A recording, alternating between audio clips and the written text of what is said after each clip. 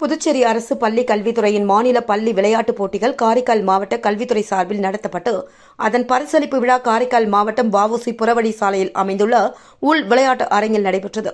இதில் புதுச்சேரி, காரைக்கால், மாகி, ஏனம் ஆகிய 4 பிராந்தியங்களில் இருந்து 640 மாணவ மாணவிகள் பங்கேற்றார்கள்.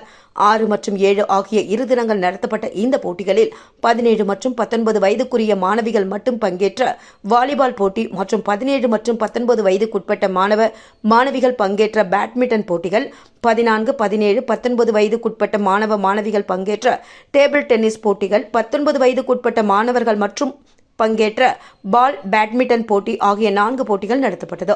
இந்த போட்டிகளில் வெற்றி பெற்றவர்களுக்கு பரிசளிப்பு விழா காரைக்கால் மாவட்ட ஆட்சியர் குலோத்துங்கன் தலைமையில் நடைபெற்றது.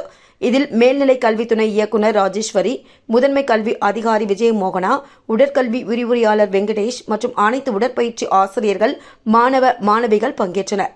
இந்த போட்டிகளில் வெற்றி பெற்ற மாணவ மாணவியர்களுக்கு ஆட்சியர் பரிசுகளை வழங்கி பேசினார்.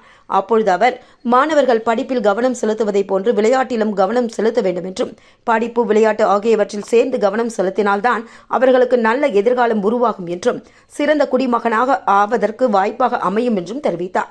மேலும் மாணவர்களிடம் காரைக்கால் மாவட்ட நிர்வாகம் மற்றும் கல்வித்துறை இணைந்து படிப்பிலும் விளையாட்டிலும் தனி கவனம் செலுத்தி ஊக்கப்படுத்தி வருகிறது என்பது குறிப்பிடத்தக்கது.